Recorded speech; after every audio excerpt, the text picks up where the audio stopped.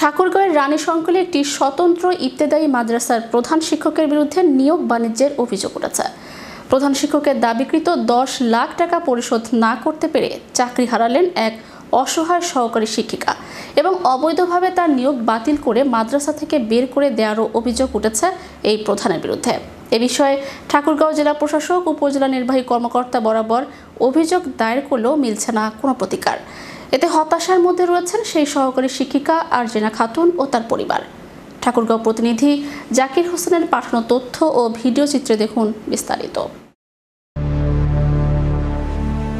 2010 সালে বেকারত্ব ঘুচানোর আশায় 2,70,000 টাকায় চুক্তিতে রানীশঙ্কেল উপজেলার ভণ্ডগ্রাম স্বতন্ত্র ইবতেদায়ী মাদ্রাসায় সহকারী শিক্ষিকা হিসেবে নিয়োগ পান আরজিনা খাতুন। মাদ্রাসাটি দীর্ঘ 15 বছর ধরে সরকারি বিল বেতন না হয় স্বেচ্ছায় পাঠদান করে আসছেন তিনি। কিন্তু হঠাৎ সরকার কিছু স্বতন্ত্র ইবতেদায়ী মাদ্রাসায় বেতন ভাতা দেবেন এমন খবরে মাদ্রাসাটির প্রধান শিক্ষক আব্দুর রহমান অনৈতিকভাবে সহকারী শিক্ষিকা আরজিনার কাছে 10 লাখ টাকা দাবি করে বসেন। 15 বছর সে আছিল কাগজ কলমে, ওকে বাদ দেওয়া হয়েছে 24 সাল থেকে। ওনাকে পুনরায় এখানে চাকরিতে বহাল রাখা হোক, এটাই আমি চাই।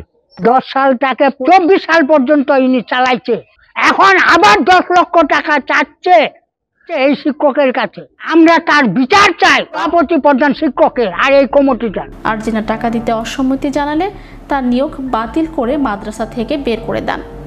বর্তমানে আরজিনা 6 মাস ধরে প্রতিদিন মাদ্রাসায় আসলেও তাকে হাজিরা খাতায় স্বাক্ষর করতে দিচ্ছেন না প্রধান শিক্ষক আব্দুর রহমান। সুপার এবং সভাপতি একসাথে সম্পৃক্ত হয়ে 2010 সালে আমার বউকে যোগদান দেয় এবং আমার কাছে 2.5 লক্ষ টাকা নেয়।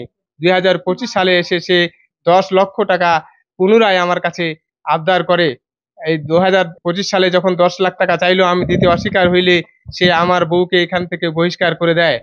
আমার বউকে হাজিরা করতেও সে দিচ্ছে না। মাদ্রাসাটির অবস্থা নাজুক হলেও প্রধান শিক্ষক আব্দুর রহমানের বাড়িতে গিয়ে দেখা গেছে তার বাড়িতে তিনি নির্মাণ করছেন বহুতল ভবনের আলিশান বাড়ি।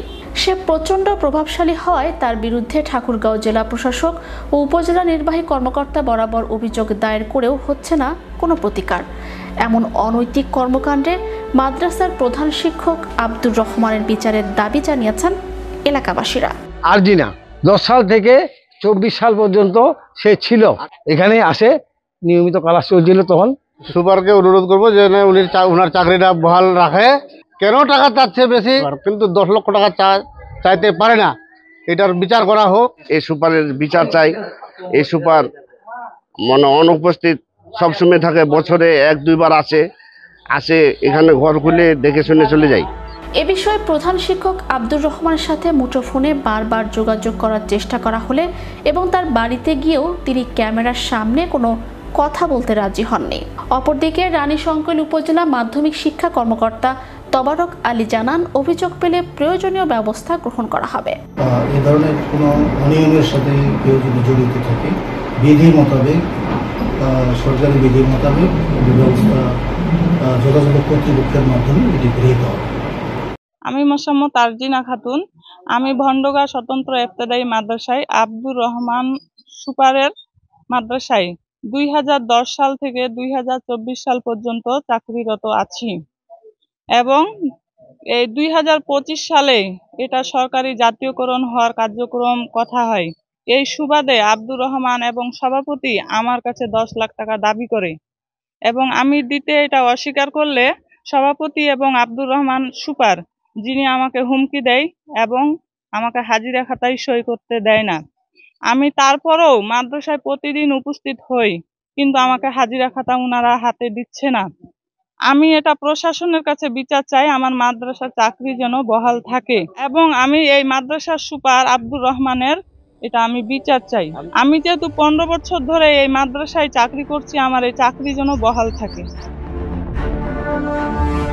Channel Europe news desk.